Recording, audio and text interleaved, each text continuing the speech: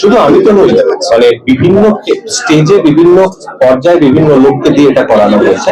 Of course আমি বারবার যে কলা কৌশলীদের সঙ্গে আমি কাজ করেছি এতগুলো বছর ধরে তাদের সঙ্গে সরাসরি বসে আমরা কয়েকজন কথা বলতে চেয়েছিলাম, সেইটা বলতে চেয়েছিলাম, কিছু জিনিস নিয়ে আলোচনা করতে চেয়েছিলাম বলে আমাদেরকে বয়কট করা হয়েছিল, যেটা ব্যাপারটা আদালত অব্দি দল সরকার পছন্দ করেছে। সেই দলের যে রাজনৈতিক মতাদর্শ, সেই মতাদর্শের সঙ্গে আমি একমত নই, আমি বহুবার বলেছি, কখনোই আমি সেটা লুকোইনি। তার মানে তো এই নয় যে বিগত সরকার বিভিন্ন ক্ষেত্রে যে জিনিসগুলি করে গেছে, যেরকম আমি যদি সিনেমার ক্ষেত্রে দিয়ে শুরু করি, আমরা তো দেখতে পাচ্ছি, আমি তো নিজের তার সাক্ষী। আমি তো সেই যে অনাচার, সেই যে অন্যায়, সেটা আমি নিজে সাক্ষী। সাক্ষাৎকারেও বলেছি যে বিরুদ্ধ মতের জায়গা দিতে হবে, সেটা রাজনৈতিক পরিসরে দেওয়াটা প্রয়োজন। অ্যাট দ্য সেম টাইম এই যে ফেডারেশন বা ইত্যাদি সংগঠনগুলোর আভ্যন্তরীণ যে নিয়ম কানুন, কিভাবে কাজ করবে, যে কর্মপদ্ধতি, সেই ব্যাপারেও মতানৈক্য হতে পারে। আমাদেরও করতে হয়, আমাদের প্রত্যেকেই কম্প্রোমাইজ করতে হয় কিছু না কিছু, কোনো না কোনো স্টেজে। আমাকেও করতে হয় একটা স্টেজে এসে, এবং সেইটার সময় সেই ফেজটার সময় যে জিনিসের মধ্যে দিয়ে আমায় যেতে হয়েছে, আমি আপনারা সকলে আমাদের বাড়ির লোক, আমার বাড়ির লোক, আমি আপনাদের সকলকে পরিবারের লোক বলে মনে করি যারা এখানে বসে আছেন বিভিন্ন বিভাগের কলা কুশলীরা। কেননা আমি খুব গর্ব করে বলি আমি 26-27 বছর ধরে বাংলা ইন্ডাস্ট্রির একজন প্রোডাক্ট। আমি ওই সময়টাতে আমার সদ্যজাত সন্তানের মুখের দিকে তাকিয়ে দাঁত চেপে ওই জিনিসটা করেছি, আমার কোনো উপায় ছিল না। তাই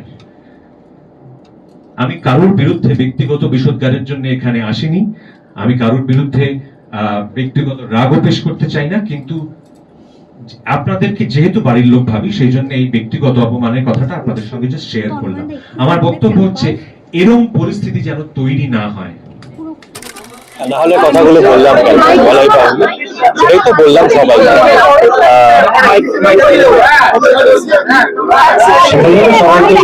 সবাইকে বোঝানোর চেষ্টা করলাম, সেটা হচ্ছে যে যারা আজকে এখানে যে কলা কুশলীর বন্ধুরা আমাদের এসেছিলেন, তাদেরকে আমরা যে লড়াইটা লড়েছিলেন 2025 সম্বন্ধে সম্পূর্ণ ভুল বার্তা দেওয়া হয়েছে।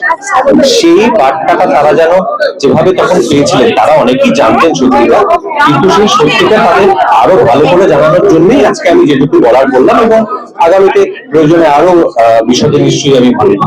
এবং শুধু আমি তো নই, মানে বিভিন্ন স্টেজে বিভিন্ন পর্যায়ে বিভিন্ন লোককে দিয়ে এটা করানো হয়েছে।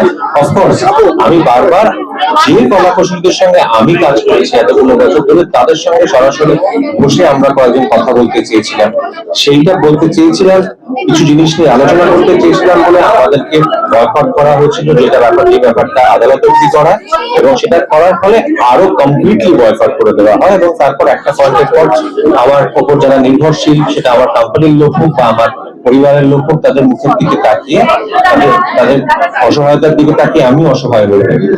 তখন আমাকেও একটা পয়েন্ট, এটা বিশদে বলবো না এখন, অন্য ইন্টারভিউতে অন্য সাক্ষাৎকারে নিশ্চয়ই শোনা যায়, তখন আমাকেও সেটা সেই জায়গায় পৌঁছতে হয়, সেই সমঝোতার জায়গায় পৌঁছতে হয়। কিন্তু সেই সময়টা বা সেই যে 26 বছর কাজ করার পর একটা ইন্ডাস্ট্রি, সেই অভিজ্ঞতা তো খুব সুখকর হতে পারে না।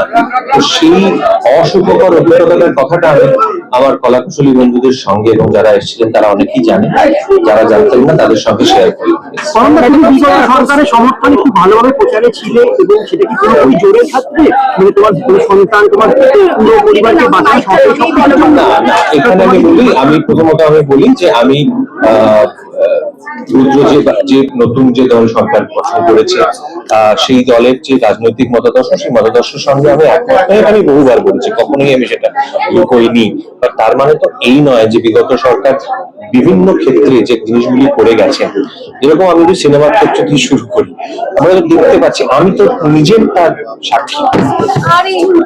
আমি তো সেই যে অনাচার, সেই যে অন্যায়, সেটা আমি নিজে সাক্ষী, বা আমার মতো আরো অনেক মানুষ সাক্ষী। তারা সকলে কি এই যে দল সরকার করলেন তাদের সমর্থক তা বলে হয়ে গেলেন?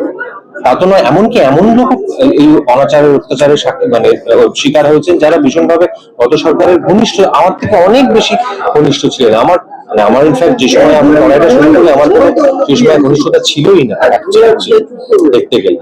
তো এটা না মানে এইভাবে হতো না, এটা দলমত নির্বিশেষে একেবারে কমপ্লিটলি একদম একটা স্বেচ্ছাচারিতা চলছে ওটা জায়গাটা। সেই স্বেচ্ছাচারিতাটা মাঝে মাঝে ইনফ্যাক্ট রাজনৈতিক নেতৃত্বকেও ছাপিয়ে যেত।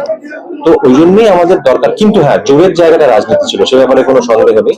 তো সেই জন্যই আমি বারবার যেটার উপর স্ট্রেস দেওয়ার চেষ্টা করছি সেটা হচ্ছে এখন সিনেমা ইন্ডাস্ট্রিটা তাদের হাতে থাকুক, সিনেমাটা যাদের রুজি রুটি, তিনি যদি রাজনীতি করেন বা তার যদি রাজনৈতিক রং থাকে বা তাদের আলাদা আলাদা রাজনৈতিক রং থাকতে পারে, বা তাদের প্রাথমিক পরিচয়টা হওয়া দরকার তারা সিনেমা কর্মী, তারা সিনেমা শিল্পী, তারা সিনেমা শিল্পের সঙ্গে যুক্ত।